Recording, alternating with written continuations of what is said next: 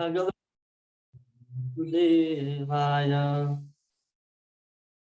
ओम नमो भगवते वासुदेवाय। नारायणं नमस्कृत्यं नरं चैव नरोत्तमं देवीं सरस्वतीं व्यासं ततो जयामुदीरये। नष्टप्रायेषु अभद्रेषु नित्यं भागवत सेवया भगवति उत्तम श्लोके भक्तिर्भवति नैष्ठिके। कृष्णाय वासुदेवाय देवकी नंदनाय च नंद गोप कुमाराय गोविंदाय नमो नमः। ओम अज्ञानतिमिरान्धस्य ज्ञानाञ्जनशलाकया चक्षुर्मिलितं येन तस्मै श्रीगुरुवे नमः। श्रीचैतन्यमनोभीष्टं स्थापितं येन भूतले स्वयं रूप कदा मह्यं ददाति स्वपदान्तिकं। वन्देऽहं श्रीगुरौ श्रीयुतापदकमलं श्रीगुरून् वैष्णवांश्च श्रीरूपं साग्रजातं सहगना रघुनाथान्वितं तं सजीवं साद्वैतं सावधूतं परिजनसहितं कृष्णचैतन्यदेवं श्री राधा कृष्ण पादान सहगना ललिता श्री विशाखान्वितांश्च। नमः ओं विष्णुपादाय कृष्ण पृष्ठाय भूतले श्रीमते भक्ति वेदांत स्वामिनिति नामिने। नमस्ते सारस्वते देवे गौरवाणी प्रचारिणे निर्विशेष शून्यवादी पाश्चात्य देश तारिणे। जय श्री कृष्ण चैतन्य प्रभु नित्यानंद श्री अद्वैत गदाधर श्रीवासादि गौर भक्तवृंद। हरे कृष्ण कृष्ण कृष्ण हरे हरे, हरे राम राम राम हरे हरे। गुरुवे गौरचंद्राय राधिकाय तदालय कृष्णाय कृष्ण भक्ताय तद्भक्ताय नमो नमः। हरे कृष्णा। आप सभी वैष्णवों का भागवतों का इस भागवत संघ में बहुत बहुत स्वागत है, अभिनंदन है। हम लोग श्रीमद् भागवतम के प्रथम स्कंद के 8वें अध्याय के ऊपर चर्चा कर रहे हैं, जिसमें महारानी कुंती प्रार्थना कर रही थी। आज उनके प्रार्थना के अंतिम श्लोकों को आज हम लोग पढ़ेंगे।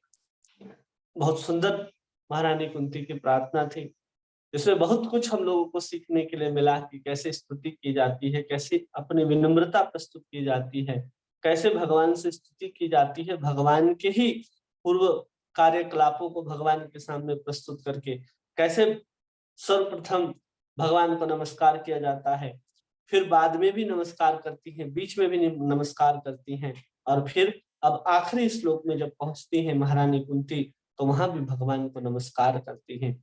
स्तुति में सबसे प्रमुख वस्तु क्या है? भगवान को बारंबार प्रणाम करना। श्लोक संख्या 43। श्री कृष्ण कृष्ण सखा वृष्णियस्य भावान् दृगो राजन्यवंश दहनान् अपवर्ग विजयः गोविंद गोद्विज सुराहित अवतारः योगेश्वर अखिल गुरु भगवन नमस्ते। क्या कह रहे हैं? श्री कृष्ण कृष्ण सखा वृष्णि ऋषभ भावान धृकः, कि जितने भी अर्जुन के या फिर वृष्णि वंश के जितने भी विद्रोही थे उन सब का क्या किया भगवान ने? विध्वंस किया है। राजन्य वंश दहनान अपवर्ग विजयः, कि जितने भी पराक्रम थे भगवान के, वो सब पराक्रम को भगवान ने हम लोगों के सामने रखा है। और फिर कह रहे हैं गोविंद गो द्विज सुर हितार अवतार। भगवान के अवतार ले रहे हैं तो फिर अब आखिरी कारण के रूप में बता रही है कि गो सबसे पहले गायों के उद्धार के लिए, द्विज ब्राह्मण और देवताओं के हित के लिए भगवान गोविंद ने अवतार लिया। इसी बात को रामचरितमानस में भी कहते हैं कि गो द्विज सुर संत हित लीन मनुज अवतार।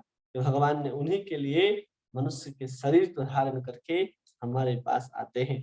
और फिर कह रहे योगेश्वर अखिल गुरु भगवान नमस्ते। ऐसे भगवान को जो सभी योग शक्तियों के मालिक हैं, स्वामी हैं, ऐसे भगवान को हम नमस्कार करते हैं।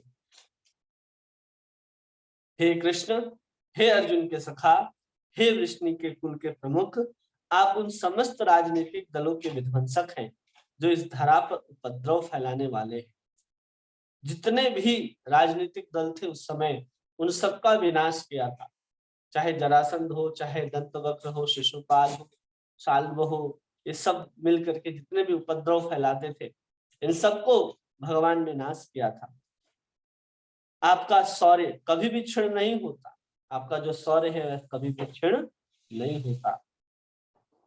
आप दिव्य धाम के स्वामी हैं, पर आप गायों, ब्राह्मणों और भक्तों के कष्टों को दूर करने हेतु अवतार ग्रहण करते हैं। इसके लिए गायों के लिए, ब्राह्मणों के लिए और भक्तों के कष्टों को दूर करने के लिए भगवान आते हैं। आप समस्त योग शक्तियों के स्वामी हैं और आप समस्त ब्रह्मांड के गुरु हैं। आप सर्वशक्तिमान भगवान हैं। मैं आपको सादर प्रणाम करती हूँ। अपने आखिरी श्लोक में सब जितने भी बात कह रही थी इसके पहले महारानी कुंती, वो सबको संक्षेप में यहाँ पर एक ही सार के रूप में रख देती है और कहती है कि आप कौन हो? अर्जुन के सखा हो। अर्जुन कौन है? उनका पुत्र है, कुंती महारानी का। लेकिन फिर भी यहाँ पर जब भगवान कृष्ण को संबोधित कर रही है तो सबसे पहले क्या कह रही है? कृष्ण सखा। या आप किसके मित्र हो? अर्जुन के मित्र हो। क्योंकि भगवान को किसी संबंध के साथ, कोई भक्त का अपना संबंध होता है, उस संबंध के साथ जब भगवान को याद दिलाया जाता है कि आप कौन हो, तो भगवान को अत्यंत आनंद आता है। भगवान को केवल कृष्ण कहने से उतना आनंद नहीं आता जितना उनको यशोदा नंदन कहने से, नंद नंदन कहने से आनंद आता है, अर्जुन के सखा कहने से आनंद आता है। जैसे यहाँ पर महारानी कुंती कह रही है कृष्ण सखा, वैसे ही जब हम लोग भीष्म स्तुति को पढ़ेंगे तो वहां बार बार भीष्म पितामह कहेंगे कि अर्जुन के सखा है। पार्थ सखे, पार्थ सखे वहां कई बार कहते हैं भीष्म पितामह, क्योंकि पता है कि इतना सब कुछ होने के बाद भी भगवान कृष्ण अपने मित्र अर्जुन की ही तरफ से, बल्कि उसके सारथी के रूप में बनना स्वीकार किए। और कोई होता तो भगवान उसके सारथी नहीं बनते, लेकिन भगवान अर्जुन के भक्त भी, अर्जुन भगवान का भक्त भी है और सखा भी है। भक्तो असी में सखा चेती, ये दोनों है, भक्त भी है और सखा भी है। इसलिए पहले उस संबंध को याद दिलाया जा रहा है कि आप अर्जुन के सखा हो। और फिर कह रहे आप विष्णु कुल के प्रमुख हो। विष्णु कुल के वंश में प्रकट हुए हैं भगवान, तो भगवान कृष्ण जो है वो उनके प्रमुख हैं। उस संबंध को याद दिलाते हुए यहाँ पर स्तुति कर रही है। और साथ में कह रहे कि जितने भी राजनीतिक दल हैं, आपने उन सब का विध्वंस किया है। तो आपने उन सब का विध्वंस किस आधार पर किया है? कि जो लोग उपद्रव फैलाते थे उन सब का नाश कर दिया। पहले खुद नाश किया, फिर पांडवों के को निमित्त बना करके नाश किया, रुक्मिणी हरण के समय फिर नाश किया। तो ऐसे अलग अलग समय पर भगवान इन उपद्रवों का नाश करते रहे। 17 बार कहते हैं कि जरासंध मथुरा पर आक्रमण किया था। 17 बार अलग अलग सेनाओं को एकत्रित करके लाता था। हर बार भगवान छोड़ देते थे। भगवान इसलिए नहीं छोड़ देते थे कि भगवान नहीं मार सकते थे। भगवान सोचते थे कि अगर हम इसको मार देंगे तो जितने दुष्टों को इकट्ठा करके लाएगा उसको हमको वहां जा जा करके ढूंढ ढूंढ करके मारना पड़ेगा। इससे अच्छा तो ये जरासंध है जो सभी दुश्मनों को ढूंढ करके लाता है, विद्रोहियों को, आताताइयों को, पापियों को ढूंढ करके लाता है, अपने सेनाओं में एकत्रित करता है, और जब यहाँ युद्ध करने आता है तो भगवान कृष्ण और बलराम उनका संहार कर देते थे। तो ऐसे ही वे बार बार जो उपद्रव फैलाते थे उनको संहार करते थे। और आपका शौर्य कभी भी क्षीण नहीं होता। भगवान का शौर्य कभी भी क्षीण नहीं हुआ। चाहे वो महाभारत के युद्ध में सारथी के रूप में बने हो, चाहे वृंदावन के अंदर गायों के पीछे भाग रहे हो, या द्वारिका में राज सिंहासन पर बैठ करके रसासन करते हो, कभी भी उनका जो शौर्य है वो क्षीण नहीं है। आप दिव्य धाम के स्वामी हैं, गोलोक धाम के आप कौन हैं? स्वामी हैं। भगवान का दिव्यतम धाम है गोलोक, जहाँ भगवान श्री कृष्ण सदा सदा के लिए निवास करते हैं, जिसको छोड़ करके भगवान कहीं भी नहीं जाते। सब अवतार उनसे ही आते हैं।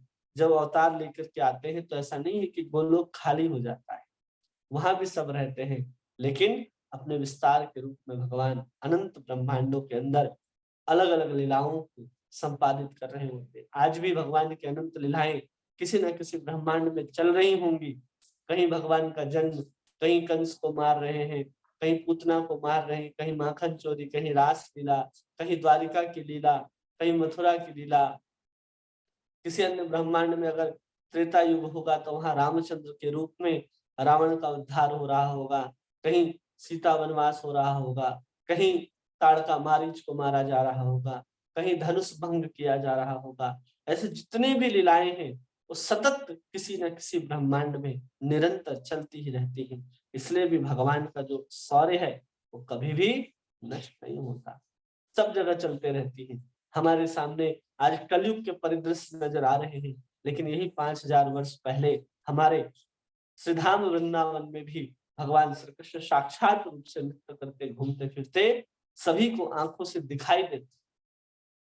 अब फिर से जब वही ब्रह्मा जी की आयु समाप्त होने के बाद अगले दिन जब बीतेगा, फिर 28वां चतुर्युग, फिर द्वापर युग आएगा, फिर द्वापर का अंतिम चरण होगा, तो फिर भगवान अवतार लेंगे। तो वैसे ही जो समय है हमारे ब्रह्मांड से चला गया, लेकिन किसी न किसी ब्रह्मांड में भगवान की समस्त लीलाएं, कहीं नरसिंह अवतार, कहीं वामन अवतार, कहीं परशुराम जी का अवतार, ऐसे अवतार जो हैं किसी न किसी ब्रह्मांड में निरंतर होते ही रहते हैं। आप समस्त योग शक्तियों के स्वामी, जितने भी योग शक्ति हैं, इसलिए भगवान श्री कृष्ण को योगेश्वर कहा जाता है कि जितने भी योग आदि हैं उन सब के ईश्वर हैं, और आप समस्त ब्रह्मांड के गुरु हैं। एक दो ब्रह्मांड के नहीं, क्या कह रहे हैं? योगेश्वर अखिल गुरु, कि आप सबके गुरु हैं। इसलिए भगवान नमस्ते, सर्वशक्तिमान भगवान है, मैं आपको नमस्कार करती हूँ।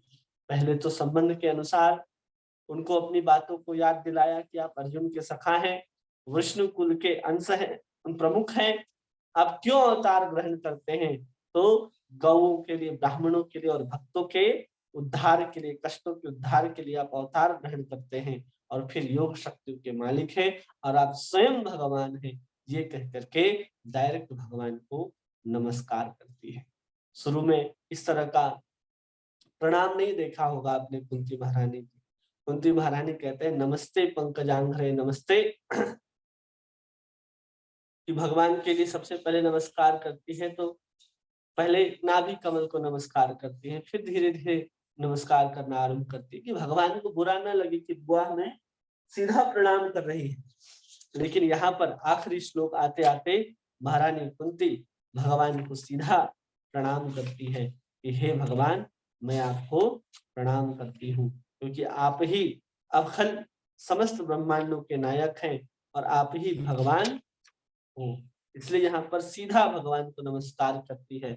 और इसके पहले के श्लोक में आप देखेंगे, श्लोक संख्या 22 में, कि वहां पहले नमः पंकज नाभाय, नमः पंकज मालिने, नमः पंकज नेत्राय, नमः पंकजांक्रे, ये सबसे पहले भगवान के नाभि कमल को नमस्कार करती हैं। फिर उनके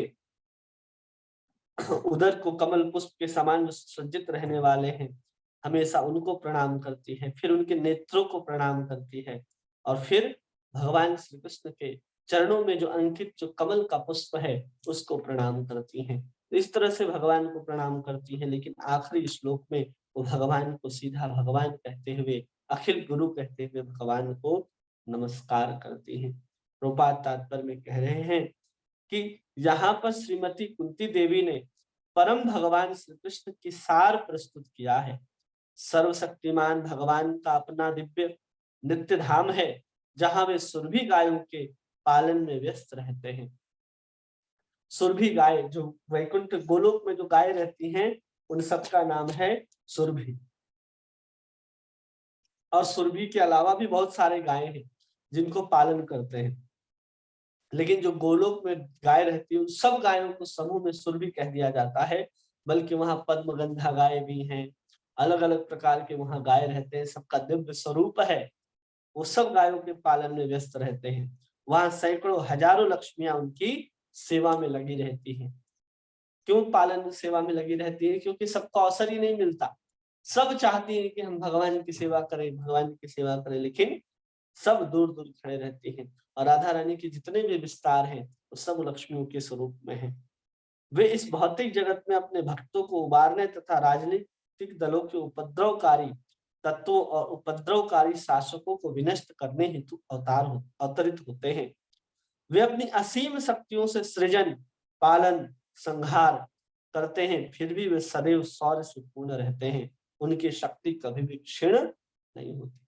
वो पालने में झूल रहे थे और इतनी विशाल काय शरीर धारण करके जब उतना बड़ी हो जाती है, फिर भी भगवान उसका उद्धार कर देते हैं।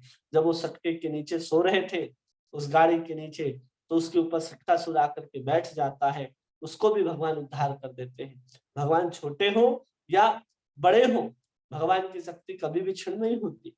वो 7 साल की उम्र में सुंदर 7 कोस के गोवर्धन को 7 दिनों तक धारण कर सकते हैं। ऐसा नहीं कि भगवान छोटे से हैं तो भगवान के पास शक्ति कम होगी। हम जब जैसे बचपन में होते हैं और अभी जब युवा हो जाते हैं, तब की शक्ति और बचपन की शक्ति बहुत अंतर होती है। हम अपने अल्पकाल में जब हम बहुत छोटे होते हैं तो हमारी शक्ति उतनी अच्छी कार्य नहीं कर सकती, हम अपने ताकत को इस्तेमाल नहीं कर सकते, लेकिन बड़े होने के बाद हम उसी ताकत को इस्तेमाल कर पाते हैं। इसलिए यहाँ पर भगवान को शौर्य से, शक्ति से संपन्न कहा जा रहा है। वे गायों, ब्राह्मण और भक्तों पर विशेष ध्यान देते हैं, क्योंकि जीवों के कल्याण के लिए ये महत्वपूर्ण कारक है। कौन कौन? गाय, ब्राह्मण और भक्त। किसी जीव का अगर कल्याण करना है तो इन तीनों के बिना जीवों का कल्याण नहीं हो सकता। पहले तो गाय है, ब्राह्मण है और भक्त है। इन तीनों का होना आवश्यक है। आज गाय की दुर्दशा हम देख ही रहे हैं, ब्राह्मणों को हम देख ही रहे हैं किस तरह का हम उनका सम्मान करते हैं, और भक्त दिखाई ही कम देते हैं। क्योंकि मनुष्यानाम सहस्त्रेषु कश्चित् जगति सिद्धये यत्तामपि सिद्धानाम कश्चित् माम वेति तत्वतः।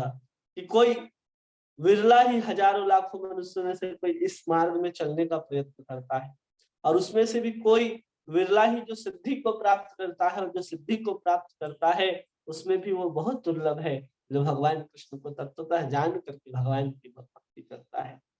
भगवान भी कह रहे हैं कि बहुनाम जन्मनाम अन्ते ज्ञानवान माम प्रपद्यन्ते वासुदेवम सर्वमिति स महात्मा सुदुर्लभ। वो भी बहुत दुर्लभ है।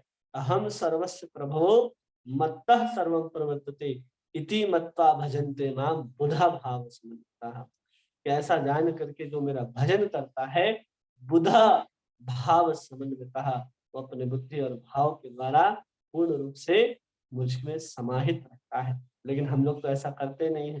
तो भक्त भी बहुत दुर्लभ है, ब्राह्मण है, लेकिन ब्राह्मणों को उचित सम्मान नहीं मिल रहा। और गायों को हम लोग देख ही रहे हैं कि हम लोग गायों के साथ क्या दशा कर रहे हैं। इसलिए प्रभुपाद कहते हैं ये तीनों हम जीवों के कल्याण के लिए परम महत्वपूर्ण कारक है, इसलिए इनका सम्मान होना परम आवश्यक है। गाय कैसे हमारी रक्षा करती है हम सबको पता है। ब्राह्मण कैसे हम लोगों को वेद, शिक्षा, कर्मकांड, इन सब में जैसी जिसकी प्रवृत्ति है उसको उस हिसाब से शिक्षा, वेदों का आचरण करना, कराना, सब कुछ सिखाते हैं। और भक्त भगवान की भक्ति को करने के लिए प्रेरित करते हैं, सिखाते हैं। अगर भक्त नहीं होते तो कौन प्रेरित करता? हम किसको देख करके भजन करते? केवल शास्त्र में लिखा है, हमको लगता है ऐसा नहीं होता, ऐसा नहीं होता। लेकिन जब हम भक्तों को देख रहे हैं कि हाँ वो भक्ति कर रहे हैं, और उन भक्ति को करने से उनके अंदर शांति, आनंद, भाव, उन्माद सब कुछ प्रकट हो रहा है, वो भगवत धाम को जा रहे हैं, अत्यंत आनंद से जीवन को बिता रहे हैं, तो हमें भी प्रेरणा होती है कि हम भी भक्ति के मार्ग में चले। तब जाकर के हम भक्ति के मार्ग में आए हैं। केवल उपदेश के कारण नहीं, भक्ति का आचरण होता है, तब जाकर के लोग भक्ति के मार्ग में आते हैं। जब प्रभुपाद विदेश गए हैं और सबको शिक्षा दे रहे हैं कि भगवान का नाम लो, तो ऐसा नहीं है कि प्रभुपाद जी चुपचाप बैठे। प्रभुपाद जी भी क्या कर रहे हैं? कृष्ण का नाम ले रहे हैं, कृष्ण का कीर्तन कर रहे हैं। जगह जगह अलग अलग कार्यक्रम होते थे प्रभुपाद के, वहां जाते थे। सब कुछ प्रभुपाद जी ने अपने आचरण के द्वारा ही लोगों को शिक्षा दी है। इसलिए कोई भक्ति करना चाहता है तो कहा जाता है कि कलयुग में भक्तों की कृपा से ही भक्ति प्राप्त होती है। भक्ति संजायतः भक्ति, भक्ति की कृपा से ही भक्ति आती है। आपके पास कितने भी पुण्य हो, कितने भी धन हो, ऐश्वर्य हो, इससे भक्ति प्राप्त नहीं हो सकती। आप कितने भी सुंदर हो, कुछ भी हो, उसके द्वारा भक्ति प्राप्त नहीं होती। भक्ति प्राप्त केवल भगवान और भक्ति की कृपा से, भक्ति की ही कृपा से होती है। इसलिए इन तीनों का महत्व हम जीवों के उद्धार के लिए परम आवश्यक है। इन तीनों का उचित सम्मान, उचित संवर्धन और उचित देखभाल होना चाहिए। प्रभुपाद जी प्रथम स्कंद में 5 लोगों का नाम बताते हैं। सबसे पहले बोलते हैं वो गाय, ब्राह्मण, बुजुर्ग व्यक्ति, स्त्री और बच्चे, इन 5 का संरक्षण होना चाहिए। जब ये 5 का संरक्षण होगा तो बहुत तेजी से देश विकास करेगा, लोग गलत दिशा में नहीं जाएंगे।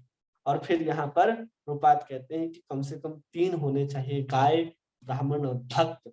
भक्त बूढ़ा भी हो सकता है और भक्त बच्चा भी हो सकता है, तो इसमें भी वो 5 बात आ जाते हैं। इसलिए हमें इन 5 के ऊपर महत्वपूर्ण अपनी दृष्टि डालना चाहिए कि क्या हम इन लोगों का संरक्षण संवर्धन कर रहे हैं, क्या हम इनसे अपने जीवन का लाभ ले रहे हैं।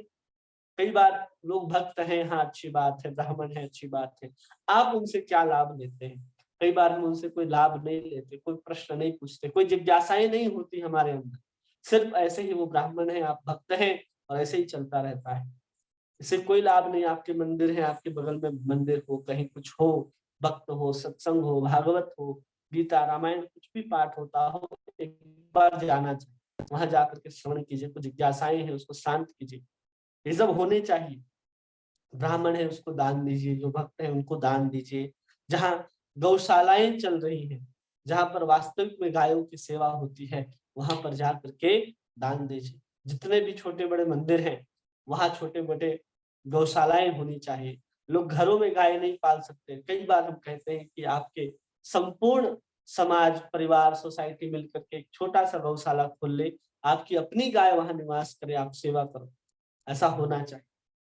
लेकिन ऐसा अभी तक तो हुआ नहीं है। तो इस श्लोक में, आखिरी श्लोक में महारानी यही कह रही है कि आप कौन हो, आप संपूर्ण ब्रह्मांड के गुरु हो, इसलिए आपको प्रणाम करते हैं। भगवान नमस्ते कृष्णम वंदे जगत गुरु। लोग जानते हैं कि कृष्ण ही जगत गुरु है।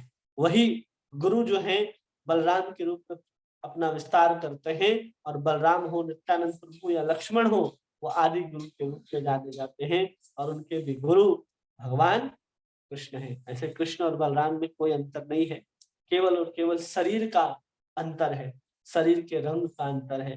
कृष्ण भी भगवान है और बलराम भी भगवान है, इसलिए उनको आदि गुरु के रूप में हम लोग जानते हैं। तो यहाँ पर महारानी कुंती की सुंदर प्रार्थना अत्यंत दिव्य रूप से पूर्ण होती है, और पूर्ण होने के बाद इस संपूर्ण प्रार्थनाओं को भगवान रथ पर चढ़ने के लिए तैयार है।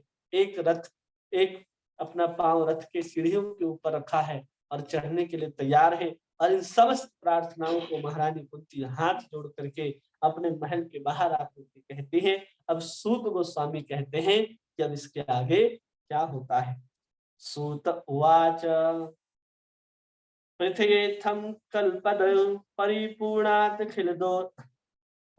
परिपूर्णताखिलोदय मंदम जहास वैकुंठो मोहा नियम मायया।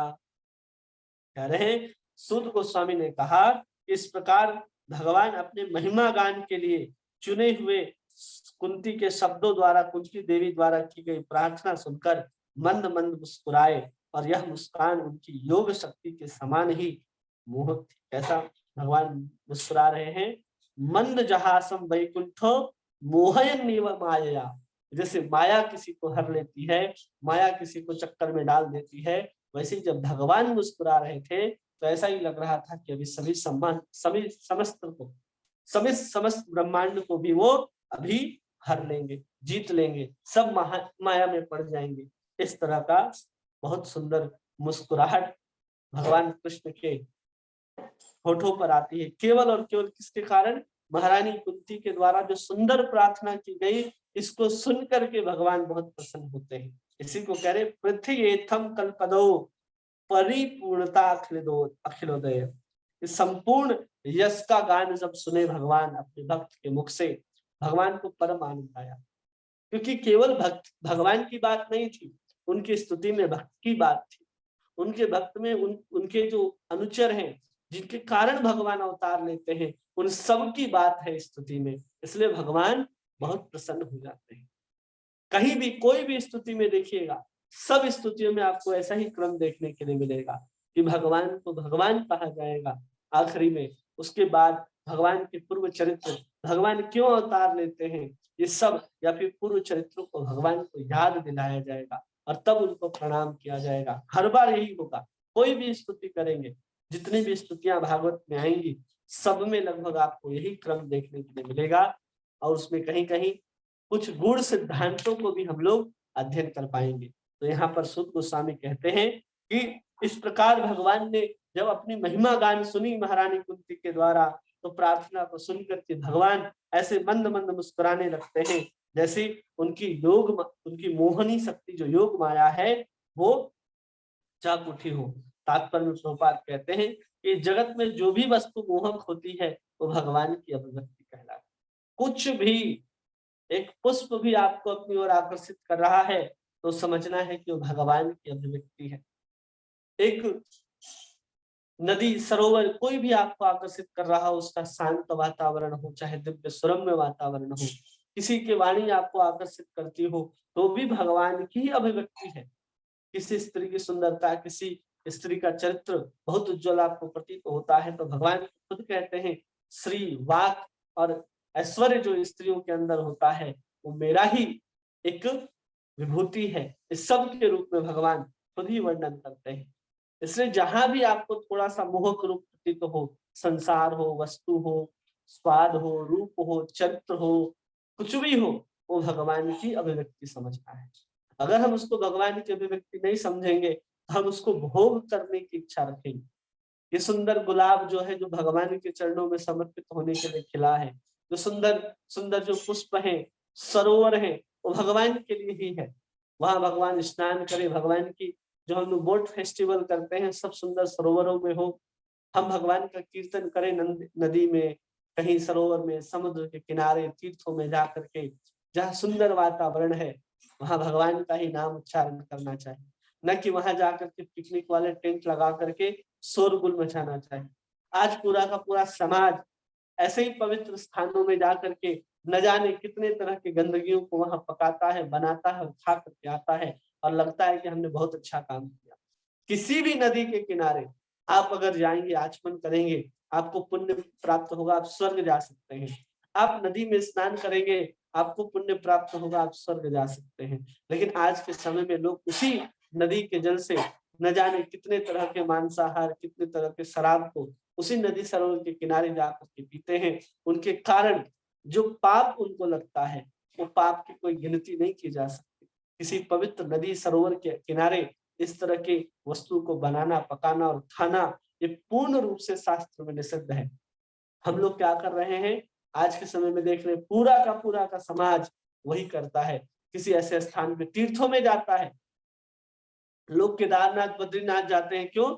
हनीमून मनाने के लिए जाते हैं। वो हनीमून मनाने का जगह नहीं है, वो घूमने का, तीर्थ का, जहाँ योगी बैठ करके तपस्या करते हैं, भक्ति साधना करते हैं, वो स्थान है। उसको अपवित्र करने के लिए जितने तरह के लोग हैं सब पहुंच जाते हैं।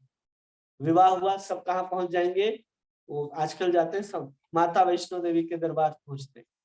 सोचना चाहिए कि हम क्या करने के लिए कहाँ जा रहे हैं। आशीर्वाद लेने के लिए जाइए, बहुत अच्छी बात, लेकिन वहां जाकर के मांसाहार, वहां जाकर के शराब पीना, ये बिल्कुल भी उचित नहीं है। जितने भी अच्छे वस्तुएं सब भगवान की अभिव्यक्ति है, चाहे नदी हो, सरोवर हो, झरने हो, पहाड़ हो, पुष्प हो, सुगंध हो, आप हो, हम हो, चरित्र हो, कोई भी हो, जिसके अंदर कुछ भी आपको मोहक प्रतीत हो रहा है, सब भगवान की ही अभिव्यक्ति है। इस भौतिक जगत पर प्रभुत्व जताने की पवित्र बद्ध जीव भी उनकी योग शक्ति से मोहित होते रहते हैं। और हम लोग इस संसार में अपने आप को प्रयास करते हैं कि हम इसके ऊपर आधिपत्य जमा लेंगे, जिसके कारण हम लोग भी मोहित होते रहते हैं। लेकिन भगवान के भक्त भगवान की महिमा से भिन्न प्रकार से मोहित होते हैं। भगवान के महिमा से भक्त मोहित होते हैं। भगवान के सुंदर जो प्राकृतिक अभिव्यक्ति है उससे भक्त कम मोहित होते हैं। भगवान की महिमा, भगवान की लीला, भगवान के रूप, भगवान का चरित्र सुन करके भगवान के भक्त विशेष प्रकार से उनकी तरफ मोहित होते हैं और भगवान की कृपा पूर्ण आशीर्वाद उन्हें प्राप्त होता है। एक फूल को आप भगवान समझ करके देखोगे तो शायद वहां से आपको कुछ प्राप्त ना हो, आप आनंद ले सकते हो, लेकिन जब आप भगवान की लीला चरित्र को सुन करके आप आनंदित होते हो तो उसमें भगवान की कृपा भी हमें प्राप्त होती है। उनकी शक्ति का प्रदर्शन भिन्न प्रकार से होता है। जिस प्रकार की विद्युत शक्ति विविध क्षमताओं से कार्य करती है, जो जैसी जैसी शक्ति होगी वो उसी प्रकार से काम करेगी। जैसे वही 220 वोल्ट का करंट होता है तो रात को हम लोग सोने के लिए जो बल्ब जलाते हैं वो प्रकाशित नहीं करता, लेकिन वही करंट जब हम लोग प्रकाश के लिए जब जलाते हैं, कोई एलईडी को जलाते हैं, देखते हैं कितना प्रकाश हो जाता है। करंट दोनों में वही है लेकिन प्रकाश दोनों में भिन्न भिन्न है। उसी प्रकार कोई अगर भगवान के वस्तुओं के ऊपर अपना प्रभुत्व जमाने का प्रयास करेगा या उनकी सिर्फ अभिव्यक्तियों को देखेगा तो उनकी जो कृपा है वो कम प्रकाश होगी। लेकिन जब वही सीधे सीधे भगवान के चरणों में समर्पित फूल के सुगंध की अगर बात करेगा, उस फूल की बात करेगा तो भगवान की कृपा है, भगवान के सुंदर लीलाओं के चरित्र के ऊपर अगर मोहित होता है तो इसमें भगवान की कृपा है। ऐसे ही दोनों में अंतर समझना चाहिए। श्रीमती कुंती ने भगवान की प्रार्थनाओं में महिमा का एकमात्र एक अल्पांश का कथन किया है। भगवान की जो महिमा है उसको गाने के लिए महारानी कुंती ने एक अल्पांश, पूरा का पूरा नहीं, एक अल्पांश का केवल कथन किया है। उनके सभी भक्त इसी प्रकार से चुने हुए शब्दों से उनकी पूजा करते हैं। जो उनके भक्त होते हैं भगवान के सुंदर चरित्रों का गान, सुंदर चरित्रों को गान को एक श्लोक में, एक बद्ध में, एक आबद्ध करते हैं कि हम भगवान के सुंदर श्लोकों चरित्र को कैसे गा सकते हैं। तो ऐसे ही भगवान के लिए हमें सुंदर शब्दों का चयन, सुंदर स्तुतियों का चयन करके रखना चाहिए। कोई ना कोई स्तुति हमारे अपने जीवन में याद होनी चाहिए कि कभी भी मौका हो तो हम भगवान को स्तुति सुना पाए। और इसी कारण भगवान उत्तम श्लोक कहे जाते हैं। इसलिए भगवान उत्तम श्लोक कहे जाते हैं क्योंकि सुंदर सुंदर शब्दों की जो श्रृंखला चुन करके श्लोक में आबद्ध कर दिया जाता है और इन श्लोकों में केवल भगवान के सुंदर चरित्र का, महिमा का वर्णन होता है, इसलिए भगवान को भी उत्तम श्लोक कहते हैं। यद्यपि भगवान की महिमा का वर्णन चुने हुए शब्दों में कितना ही क्यों न किया जाए तथापि वह पर्याप्त नहीं है। कैसे भी क्यों न कर ले फिर भी वो पर्याप्त नहीं है। इतना सब कुछ लिखने करने के बाद भी कहीं ना कहीं वेद व्यास जी को लिखना पड़ता है कि हम प्रमुख प्रमुख लीलाओं को, प्रमुख प्रमुख अवतारों को ही वहां वर्णन कर रहे हैं, क्योंकि भगवान की लीलाएं, भगवान का चरित्र, भगवान के अवतार अनंत है, जिसको संकलित कर पाना किसी के लिए भी संभव नहीं है। तथापि वह पर्याप्त नहीं है। फिर भी ऐसे प्रार्थनाओं से उसी प्रकार तुष्ट हो जाते हैं जिस प्रकार पिता अपने छोटे से बालक की तोतली बोली से प्रसन्न हो जाता है। जैसे छोटा सा बालक अपने पिता के पास जाता है और कुछ तोतली बानी में टूटी फूटी वस्तुओं को भी जब कहता है तो पिता बहुत प्रसन्न हो जाते हो। तो संपूर्ण बात तो नहीं कह पाता छोटा सा बालक, लेकिन उनके पिता बहुत प्रसन्न हो जाते हैं। उसी प्रकार जब भक्त भगवान के सामने भगवान की महिमा का गान करता है तो पूर्ण रूप से नहीं कर सकता, लेकिन फिर भी भगवान उन लीलाओं को, खुद की चरित्रों को, खुद की महिमा को सुन करके बहुत प्रसन्न हो जाते हैं। माया शब्द का प्रयोग भ्रम तथा कृपा दोनों के अर्थ में होता है लेकिन यहाँ पर माया शब्द कुंती देवी पर भगवान की कृपा का भाव में प्रयोग हुआ है। यहाँ पर भगवान क्या करें, महारानी कुंती के ऊपर अपनी कृपा का प्रदर्शन कर रहे हैं। भगवान किसी को एक बार देख करके मुस्कुरा दे तो समझिए कि उसके ऊपर कृपा हो गई है। भगवान एक बार किसी को देख करके मुस्कुरा देते हैं तो उसकी जो रातों की नींद है उड़ जाती है। उसको घर द्वार, यहाँ तक कि अपना नाम भी पता नहीं होता कि हम कौन है, कहाँ जाना है।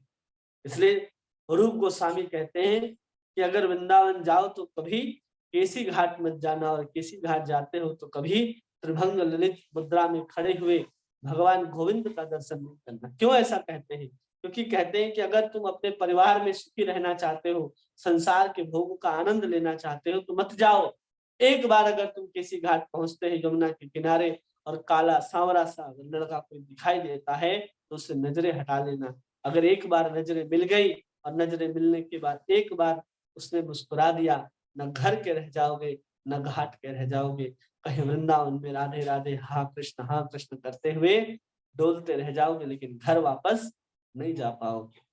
इसलिए भगवान की जो मोहिनी शक्ति है, केवल मंद जहास वैकुंठा, उस मुस्कुराहट को अगर राधा रानी भी देख लेती हैं तो वो भी मोहित हो जाती हैं। इतना सुंदर मुस्कुराहट है भगवान श्री कृष्ण का। बांसुरी बजाते हुए ऐसे भगवान की मुस्कुराहट जो है वो हमेशा आप दिव्य विग्रह में देखेंगे, भगवान मुस्कुराते हुए खड़े रहते हैं। लेकिन उस मुस्कुराते हुए खड़े तो रहते हैं, लेकिन जब किसी व्यक्ति को, किसी भक्त को देख करके भगवान जब विशेष मुस्कुराहट को प्रस्तुत करते हैं, प्रकट करते हैं, तब उस भक्त का सब कुछ छिड़ जाता है। वो फिर किसी लायक नहीं होता, क्योंकि भगवान की विशेष कृपा है। अब यहाँ पर महारानी कुंती को देख करके मुस्कुरा रहे हैं, तो जो कुछ भी मांगा है इस प्रार्थना में भगवान श्री कृष्ण सब कुछ उनको देने वाले हैं। स्नेह पास का बंधन मिट जाएगा उनका। इतने सारे दुखों को मांग रहे हैं तो दुख को क्यों देंगे, भगवान तो स्वयं रुक जा रहे हैं। अब तो दुख की कोई क्षमता ही नहीं होगी कि भगवान इन भक्तों के पास आए। अब यहाँ पर भगवान तो खुद रुकेंगे। आगे श्लोक में वर्णन आएगा कि कैसे युधिष्ठिर आते हैं बाहर और भगवान कृष्ण को सस्नेह वापस महल के अंदर ले जाते हैं। ये सब कुछ हम लोग आगे पढ़ेंगे। ऐसे भगवान के सामने महारानी कुंती के दिव्य प्रार्थनाओं को हम लोगों ने श्रवण किया। किन्हीं को कुछ कहना है महारानी कुंती के विषय में या उनके स्तुति के विषय में तो कह सकते हैं, फिर हम लोग आगे के श्लोक को देखेंगे। एक श्लोक आज हो सकता है और कहना है किसी को।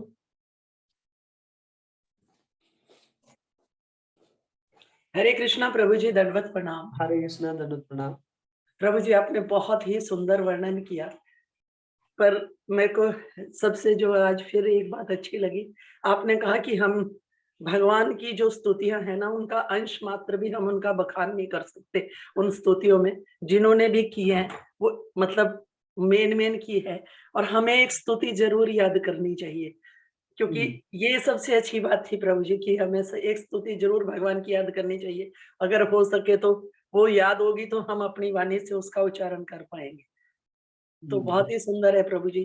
कुंती के भाव जैसे उन्होंने आपने बताया, कभी पहले जाना नहीं मैंने, तो इतने अच्छे से आपके माध्यम से जान रही हूँ ये विभिन्न स्तुतियों के बारे में। जैसे भीष्म स्तुति है, कुंती स्तुति है, तो मतलब कितना कुंती का भाव था, वो किस तरह से विनीत भाव में भगवान से प्रार्थना कर रही हैं और कह रही हैं कि आप यहाँ रुक जाओ, आप यहाँ छोड़ के मत जाओ। बहुत ही सुंदर प्रभु जी, अति सुंदर।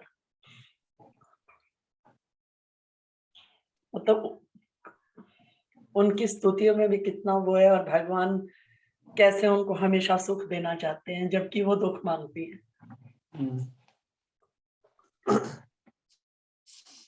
तो ऐसी स्तुतियां हम लोगों के जीवन में भी याद होनी चाहिए, ताकि हम अपने भाव को प्रकट करना चाहते हैं लेकिन हमारे पास शब्द नहीं होते, श्लोक नहीं होते। लेकिन इन श्लोकों को पढ़ेंगे, इन स्तुतियों को पढ़ेंगे तो हम देख सकते हैं कि कैसे किन शब्दों के माध्यम से भगवान की स्तुति की गई और भगवान प्रसन्न हुए। अगर इन्हीं स्तुतियों को हम भगवान के सामने फिर से पढ़ते हैं तो ऐसा नहीं है कि भगवान प्रसन्न नहीं हुए। भगवान जानते हैं कि ये भाव कुंती का है। कुंती ने हमें सबसे पहले बार इसे सुनाया था, भगवान ने इस श्लोकों को सुना है। यही समझिए कि जिस श्लोकों को हम लोग पढ़ रहे हैं, भले मैं इस श्लोकों को उतना स्पष्ट उच्चारण नहीं कर पाता, लेकिन इसको समझना है कि इन श्लोकों को भगवान ने सुना है, इन्हीं शब्दों को सुना है और इन्हीं शब्दों को सुन करके भगवान इतना प्रसन्न हुए। तो हमें हमारे अंदर भी जब इतना भाव आएगा तो भी हम इसमें श्लोकों को गाएंगे तो भगवान हमारे लिए भी रुक जाएंगे।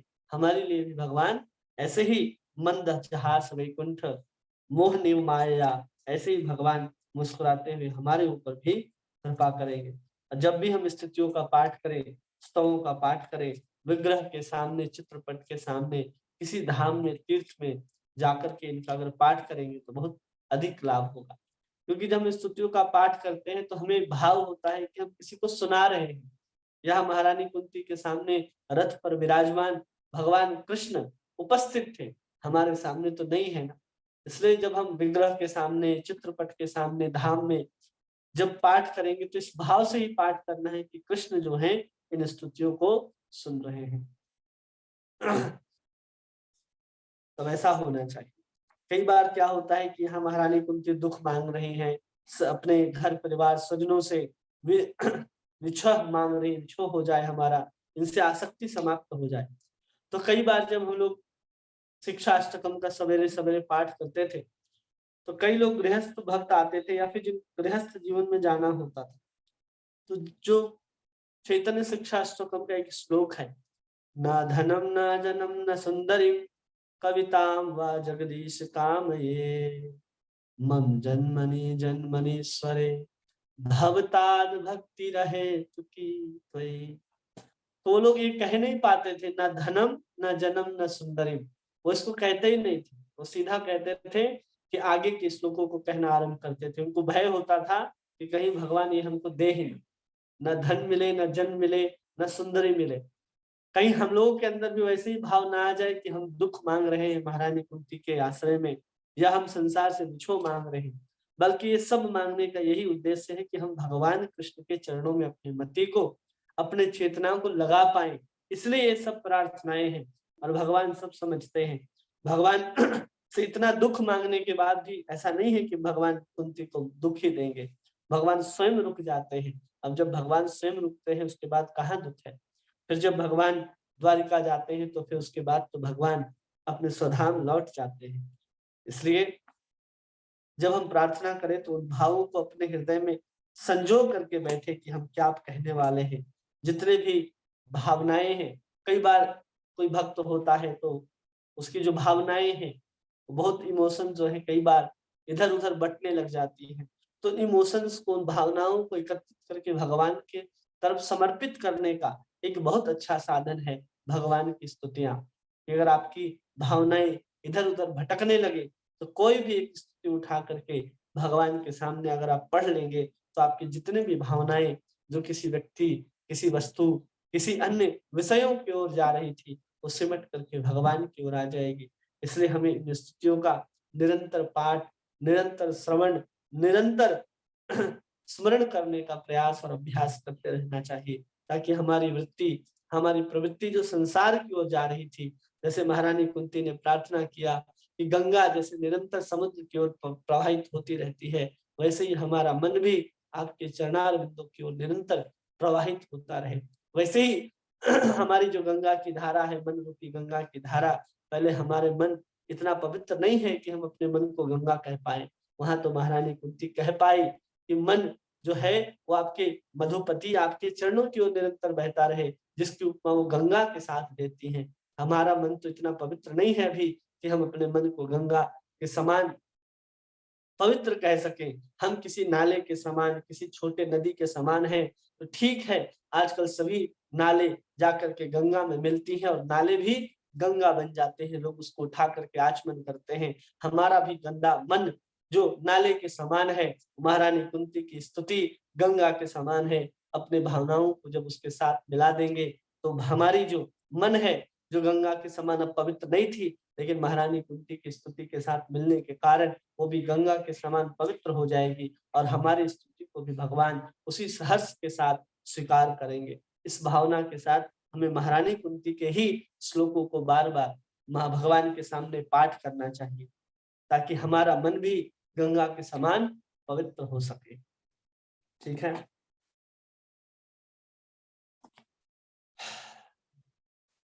समझ में आई सबको सब बातें? हरे कृष्णा। जी प्रभु जी। किन्हीं का कोई प्रश्न है जो पूछना चाहते हैं?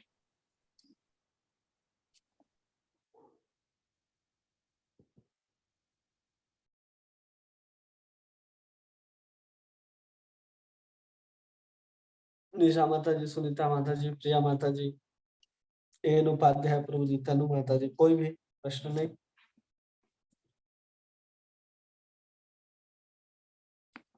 आवाज पहुंच रही है आप तक? हरे कृष्णा प्रभु जी, दंडवत प्रणाम। हरे कृष्णा, दंडवत प्रणाम। जी प्रभु जी, समझ में आया। और स्तुतियाँ सब याद करेंगे, भगवान के सामने बोलने का प्रयास करेंगे प्रभु जी। याद करके धन्यवाद भी बोल इतना। सकते हैं या फिर देख करके भी बोल सकते हैं। जी ये नहीं कि हमें याद ही नहीं हुआ तो कैसे बोलेंगे, ऐसा भी हो सकता है। इसलिए देख करके भी हम लोग भगवान के सामने स्तुतियां गा सकते हैं। जी ठीक है प्रभु जी, और बहुत अच्छा से समझ में आया प्रभु जी, आज जो जो समझाया आपने। जी। जी बहुत बहुत धन्यवाद प्रभु जी। हरे कृष्ण। हरे कृष्णा। और किन्हीं का कोई प्रश्न?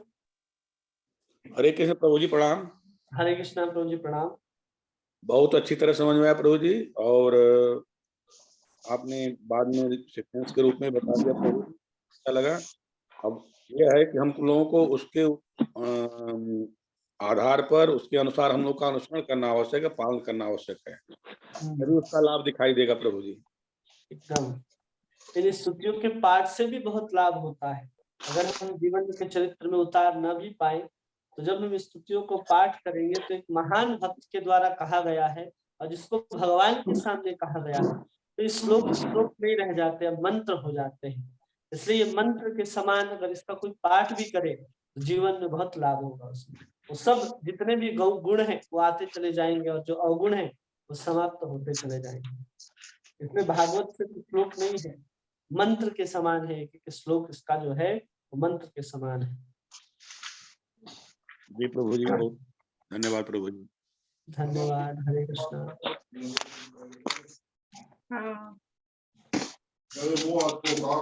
हरे कृष्णा। हरे प्रभु जी, हरे आपसे एक रिक्वेस्ट था। हरे कृष्ण प्रभु जी, कभी प्रभु जी टाइम होगा ना, आप हमें ये स्तुति पढ़ के बताना। ठीक है। कोई भी एक ना प्रभु जी, कोई भी स्तुति, चाहे भीष्म चाहे कुंती, कि किस लय में पढ़ते हैं। ठीक है। ठीक है प्रभु जी, धन्यवाद।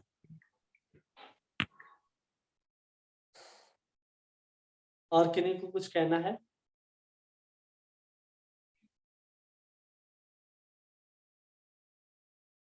कौशल्या माता जी, प्रिया माता जी, आपका कोई प्रश्न? हरे कृष्ण प्रभु जी, सब समझ में आ गया। हरे कृष्णा। हाँ, समझ में सब आ रहा है। ठीक है। हरे कृष्णा। हरे कृष्णा। हरे कृष्ण प्रिया प्रभु। माता जी, हरे कृष्णा। प्रभु जी, मेरे पास तो शब्द ही नहीं होते। जब जब मैं कुंती माता जी की प्रार्थनाएं सुनती हूँ, मुझे बहुत बहुत आनंद आता है। और मतलब मुझे ऐसा लगता है कि हम स्थिति में ही नहीं है। मतलब मुझे ऐसा लगता है कैसे करूं मैं ये, और सोचते ही रह जाते हैं बस। और मतलब मुझे ये भी गजेंद्र मोक्ष का भी पता है कि वो भी बहुत अच्छी स्तुति है बस। लेकिन प्रभु जी, अभी क्या है, हम लोग जैसे अभी बहुत छोटे लेवल पे, बहुत नीचे लेवल पे, मतलब भगवत गीता का पाठ ही चल रहा है अभी मेरा। जैसे 10th एक्चुअली मीरा माता जी से सीख रही हूँ, तो वहां पे फिर ये भागवतम, तो समय नहीं मिल पा रहा है। जबकि मेरी बहुत इच्छा होती है कि सिर्फ और सिर्फ ये भी अगर हम करें, मुझे इसका मतलब ये थोड़ा सा ज्ञान है कि अगर हम ये भी स्तुति करेंगे भगवान के सामने तो वो प्रसन्न हो जाएंगे। लेकिन पता नहीं प्रभु जी, ऐसा कुछ बन ही नहीं पा रहा है अभी। इच्छा बहुत होती है लेकिन कर नहीं पाते। तो धीरे धीरे जब इच्छा है तो इच्छा को भगवान जरूर पूरा करेंगे, समय भी देंगे भगवान और निकाल भी पाएंगे और होगा भी। इच्छा केवल रहे तो भगवान उसको पूरा जरूर करते हैं। वो भी भगवान भक्त की इच्छा हो और भगवान की सेवा की इच्छा हो तो भगवान तो उसको जरूर पूरा करते हैं। जी प्रभु जी, आप आशीर्वाद दीजिएगा कि मैं ये कर पाऊं। मेरी बहुत इच्छा है, लेकिन एक दिन होगा, सत्य है। धन्यवाद प्रभु जी। हरे कृष्ण। धन्यवाद। हरे कृष्णा।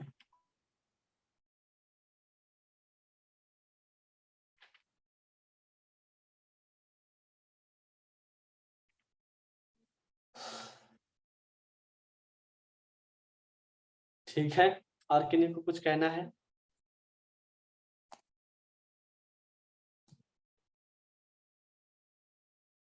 नहीं, ठीक है फिर। हरे कृष्णा कृष्ण कृष्ण हरे हरे, हरे राम राम राम हरे। वाञ्छाकल्पतरुभ्यश्च कृपा सिन्धुभ्येव च पतितानां पावनेभ्यो वैष्णवेभ्यो नमो नमः। अनंत कोटि वैष्णव वृंद की जय। नामाचार्य श्री हरिदास ठाकुर की जय। हरे कृष्ण महामंत्र की जय। पंचतत्व भगवान की जय। श्री श्री गौर निताय भगवान की जय। श्री श्री राधा माधव अष्ट सखी वृंद की जय। श्री श्री जगन्नाथ बलदेव सुभद्रा महारानी की जय। श्री श्री वृंदावन धाम की जय। श्री श्री राधा रमण लाल की जय। ग्रंथराज श्रीमद् भागवत महापुराण की जय। श्रील प्रभुपाद की जय। निताई गौर प्रेमानंदे हरि हरि बोल। हरे कृष्ण। आप सभी भक्तों का बहुत बहुत धन्यवाद। इस ग्रेट बलभद्र प्रभु जी की जय। जय जय। जय हरे कृष्णा, जय। दंडवत प्रणाम प्रभु जी। हरे कृष्णा दंडवत हरे प्रणाम। हरे कृष्णा हरे कृष्णा दंडवत दंडवत प्रणाम। प्रणाम प्रभु जी। हरे कृष्णा दंडवत प्रणाम। कृष्ण हरे कृष्ण दंडोत प्रणाम प्रभु जी। हरे कृष्णा दंडवत प्रणाम। भगवत गीता तो सबको समझ में आ रही ना? जो जी सामने प्रभु जी, अच्छी तरह समझ में आ रहा है प्रभु जी, अच्छी तरह से आ रहा है।